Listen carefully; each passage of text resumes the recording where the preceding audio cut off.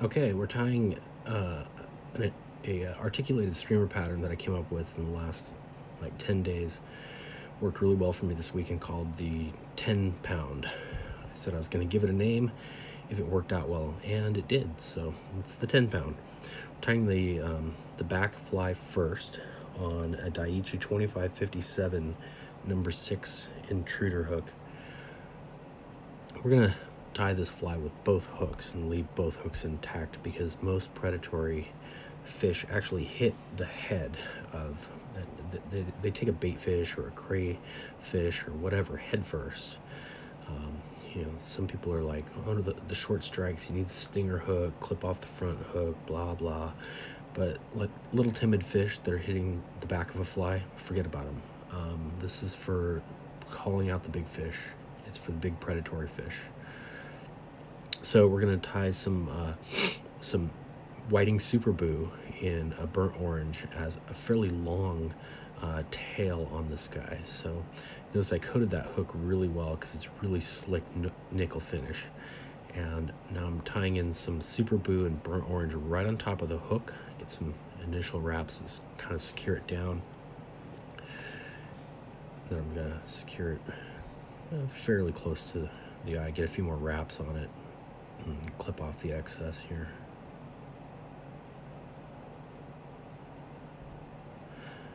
Now this is actually going to ride upside down. It's going to point up, so we're going to tie in some brown bugger marabou, a shorter length of it, because we actually want the orange to stick out a little bit like claws, like on a crayfish would. So we're going to take some bugger marabou in brown and tie it in on top of the hook, concave side down. So we'll just kind of stroke back the fibers and get them all evened up. Get the length so that the orange is a bit longer, maybe 3/4 of an inch to an inch longer. So we'll tie that in right on top of the hook shank. Make sure it's nice and flat and just kind of sits on top there. Get a few more wraps to secure it in and clip off the excess, and then we'll just kind of secure down the mess. It's not that big of a deal that there's a bit of a mess to it. Now we're going to tie some ribbing in here, and it shows through a little bit, so I use brassy size ultra wire in red for this, but the main purpose of the ribbing is to counter rib and secure in the hackle that we're about to tie in. So we'll get our ribbing secured down really nicely here, and then we're going to tie in some prep and tie in some hackle. And what I like for this, even though I like whiting bugger packs, I'm using a Keogh's hen saddle here and choosing one of the middle feathers. They seem to be about the right length for this fly, about the right length for the number of turns that I want and the fiber length. So we'll clean this guy up, pull off the extra webby stuff from down the garbage part of the fly, clip it and tie it in. We're going to tie it in pretty strongly so that I can pull pretty tight on this while I'm counter ribbing.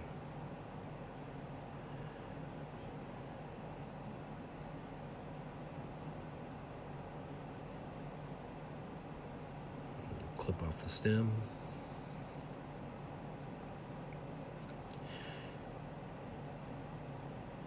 Clipped off the stem a little better. I'm actually going to grab this with hackle pliers here, mainly because my camera is so close and quarters are kind of tight. I usually just wrap these by hand. The thing is with the Keogh's hen saddles is that they're pretty webby, and so you really got to kind of be cognizant of making sure that the angle's right as you're wrapping back, that the fibers are going the right direction, and that they're separating and not getting all trapped.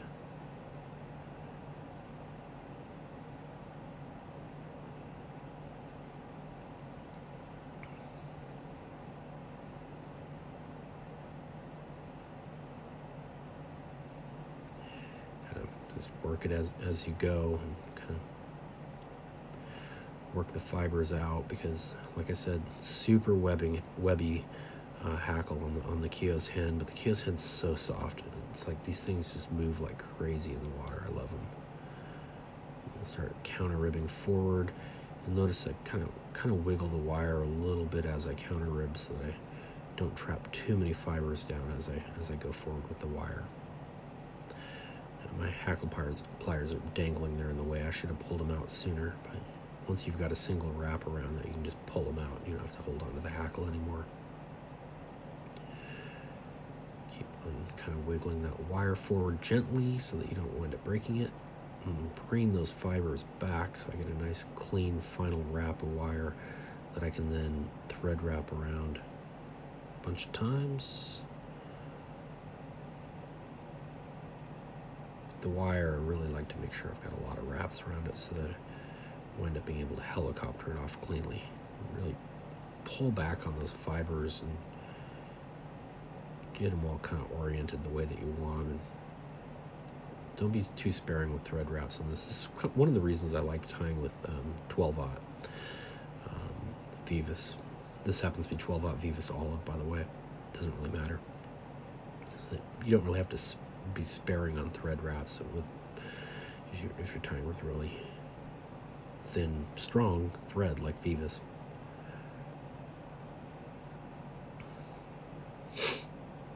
Kind of push those down into my material clip. Keep them out of the way a bit.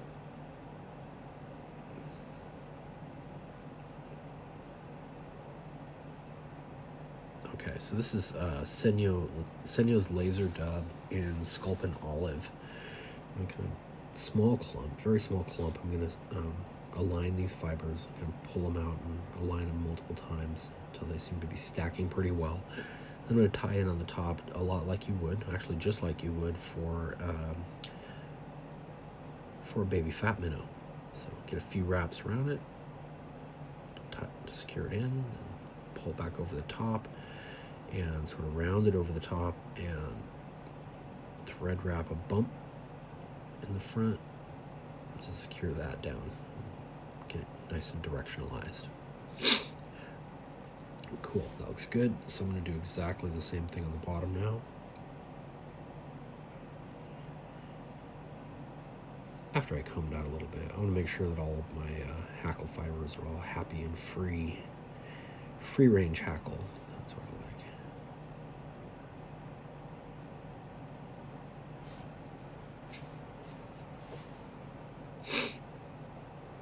Okay, a little more Senyo's laser dub.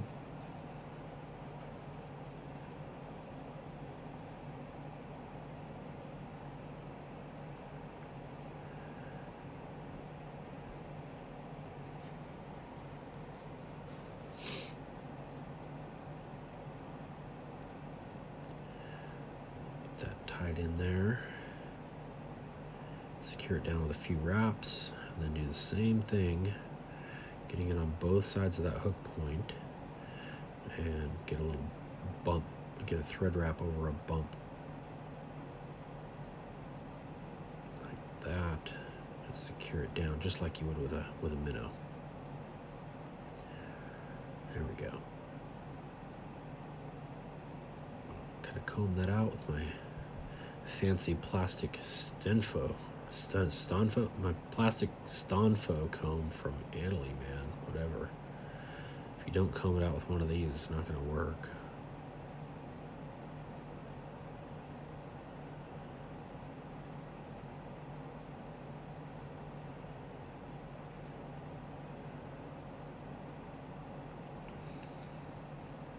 Cool. You'll notice I've kind of forgotten at this point to break off that excess hackle that's sticking out there. It almost looks like a sculpin fin sticking out there, and it's not a sculpin fly, but I'm going to whip finish it. Maybe I'll catch my mistake here in a minute.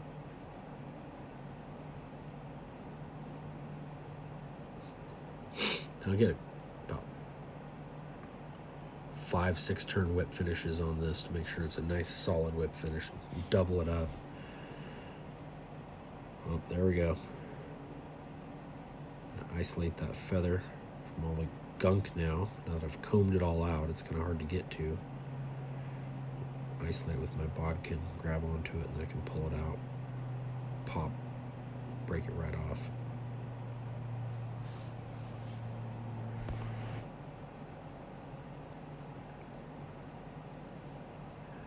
Cool, so that's the first part of the fly. So we're just gonna pull that out of the vise and set it aside while we get started on the second part of the fly. The front half is gonna be tied on a fulling mill Bonio carp hook. It's a fulling mill 32-500 in number 8. This is a nice strong hook. I initially experimented with this pattern where the front hook was like a TMC 3761 nymph hook. And it had a nice, I liked that it had a little bit of a longer shank, but it wound up bending. It wasn't strong enough. I think I actually bent it on a branch or something. By the way, the reason this is called the 10 pound is that multiple times throughout the day I'd snag up a streamer on something, and I'd call out to my buddy Max. I'd go 10 pound, and I'd yank it out of there. So that's the story on why this is called the 10 pound, because I could just yank it out of snags and stuff. So the fulling mill 32-500 Bonio carp hook is super strong, but it's also very slick coated hook. So I'm going to get a bunch of thread wraps again to really make sure that that thread doesn't move around on me.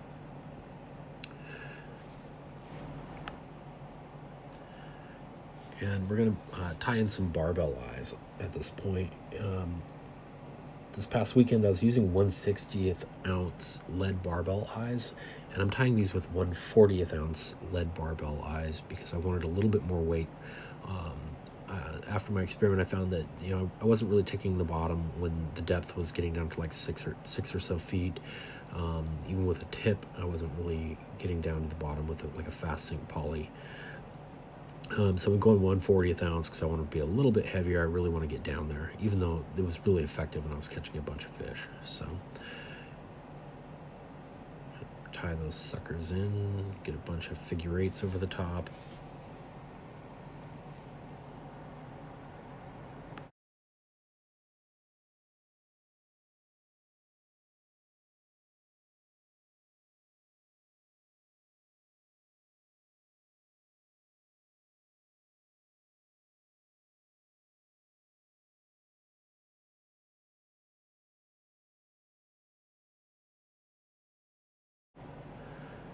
And get a whole bunch of coverage on the hook with that thread. Because at this point you're gonna want to attach the back part of the fly, the articulated part of the fly that you've set aside.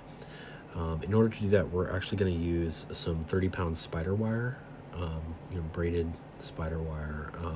This gives me a lot more movement than like intruder, hook wire, that sort of thing that are some of the alternatives for tying articulated patterns. I want this thing to wiggle back and forth a lot in the water. So I really like the spider wire for this because of the strength and the suppleness.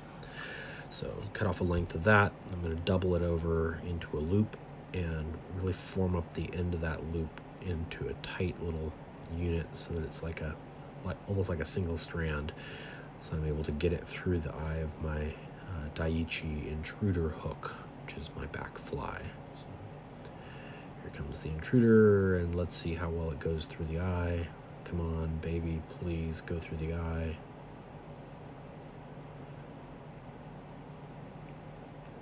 Yay, went right through the eye. Good. Sometimes it's harder than that. So I'm going to push it through a little bit more, open up the loop, and then pull that back through itself. So I've basically got like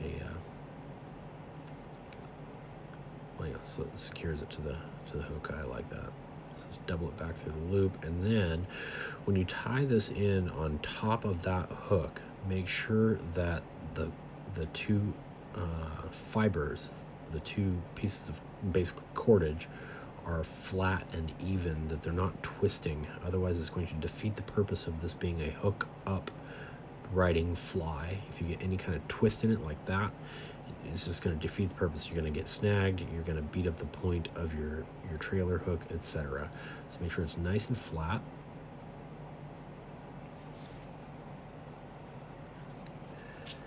And loose wrap over the top. Make sure it's flat, flatter, and then tighten down and wrap over the top of that again and secure it. And we're really going to secure the hell out of this thing and go all the way up to the barbell eyes. We're actually going to go in front of the barbell eyes as well. just a second here.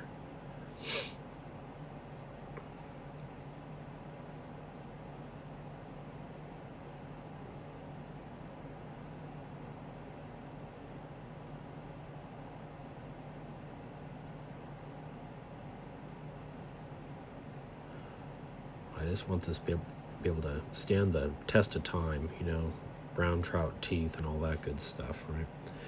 This spider wire is kind of a bear to cut.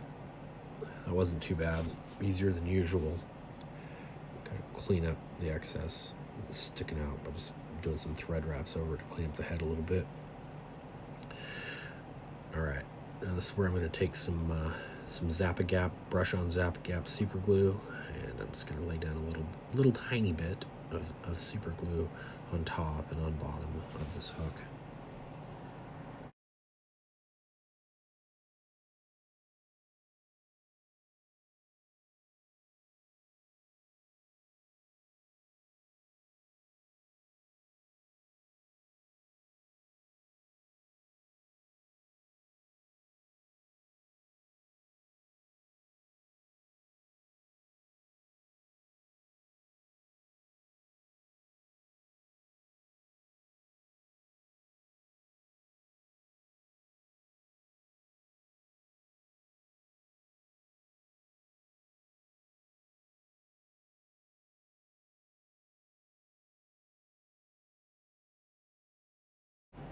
Okay, now that both top and bottom of the hook are super glued and that's sufficiently dry, get myself another bit of brown bugger marabou, nice fluffy little piece, and I'm going to position that on top of this hook, concave side down again, and stroke out those fibers towards the back.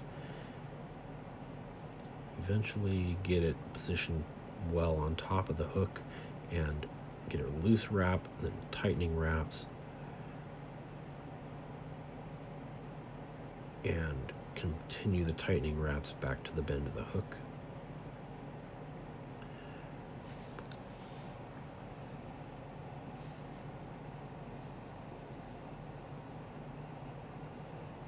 Bring my thread back forward so it's nice and secure before I clip off the excess.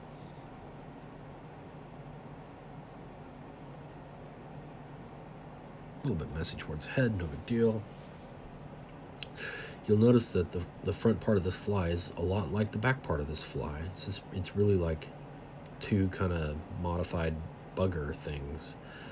I'm going to tie in some more red UTC Ultra Wire to counter rib the hackle that's about to go in.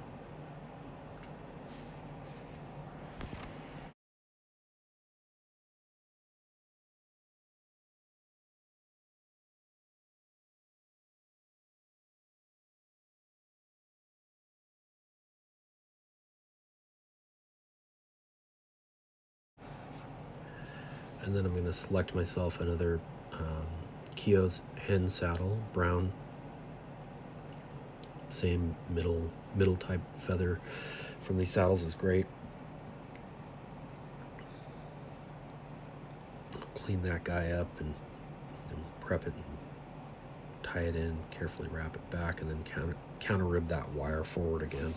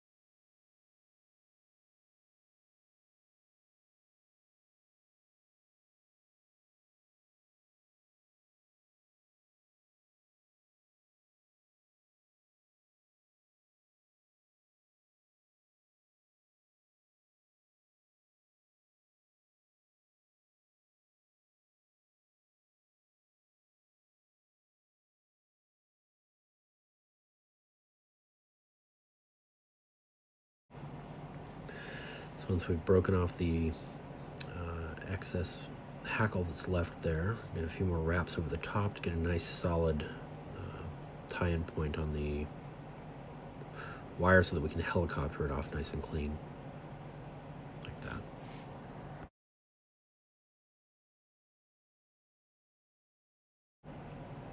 And now it's time for some rubber legs. So we're gonna take a couple of long, clear crystal barred rubber legs and clip them off and double it over and clip them off so that you've got 4 legs that are even. That's about the right length. Anyway, fairly long, about 2/3 as long as the entire fly, thereabouts. So we're going to tie in 2 legs on each side.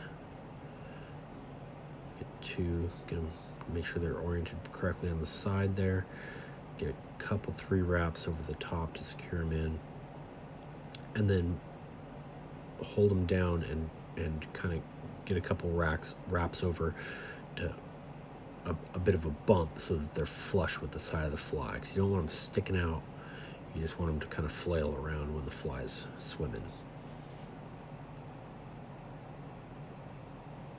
Then we're going to do the other side, same thing.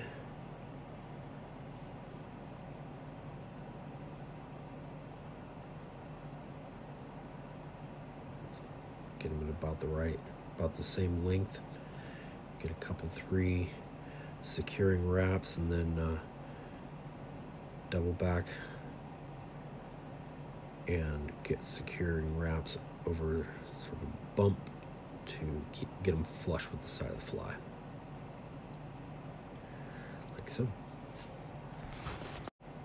Okay, it's time for more Senya's laser dub on the top and on the bottom, just like on the previous fly.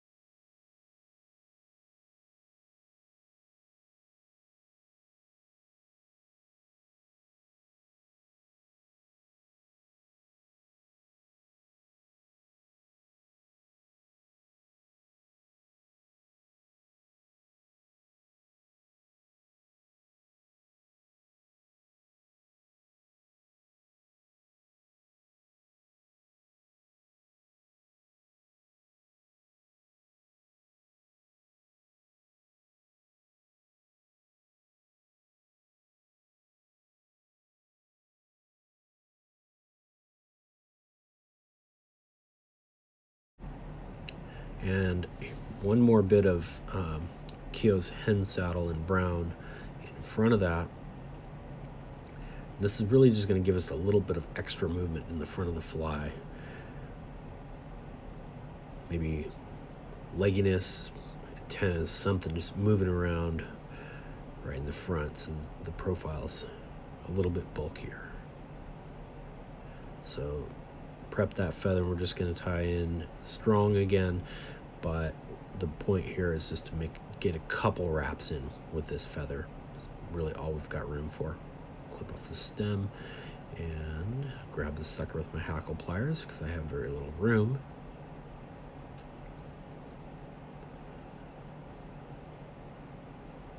That's a bad angle. Try that again. Sometimes you gotta kind of fiddle with it to orient it correctly. That's better. It doesn't have to be perfect. It doesn't have to be Peterstein clean.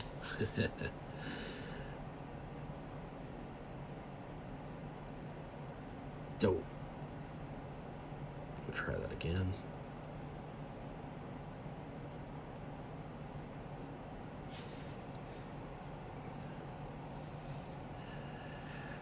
This is going to get pushed back by our final bit of squirrel that we're going to tie in, sort of a little teaser.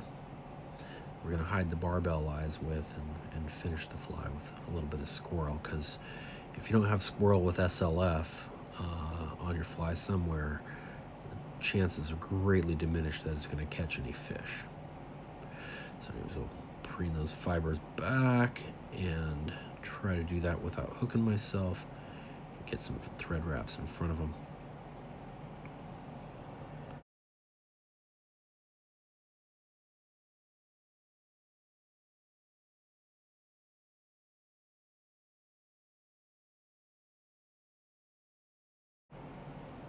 Okay. Final steps on this fly is going to involve that squirrel dubbing I was talking about, and we're going to get some rust, or like, I think it's kind of a burnt orange squirrel with SLF, and we're going to mix that with some brown squirrel with SLF. So let's use my tweezers to pull out a little bit of that, and tweezers to pull out a little bit of brown. Then I'm going to just mix it up in my fingers. It doesn't have to be mixed really mixed, it's like nature's kind of rough, so a little bit rough is fine.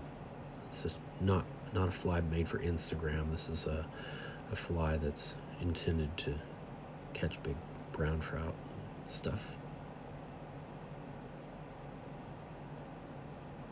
Get a nice little dubbing noodle going there, and we'll get a wrap or two behind the lead eyes with that dubbing noodle, and then we're going to take it and figure it across those barbell eyes so that they're not so obvious.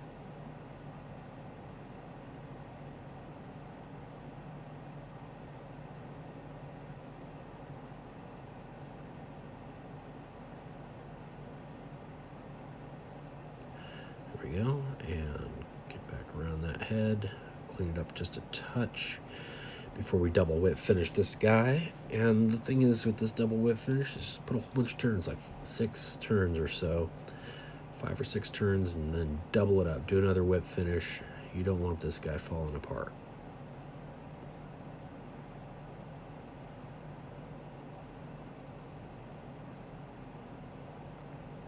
There you go. That's the 10-pound, folks. And grab your comb and sort of make your hackle and your fibers all happy, and take it to the groomer.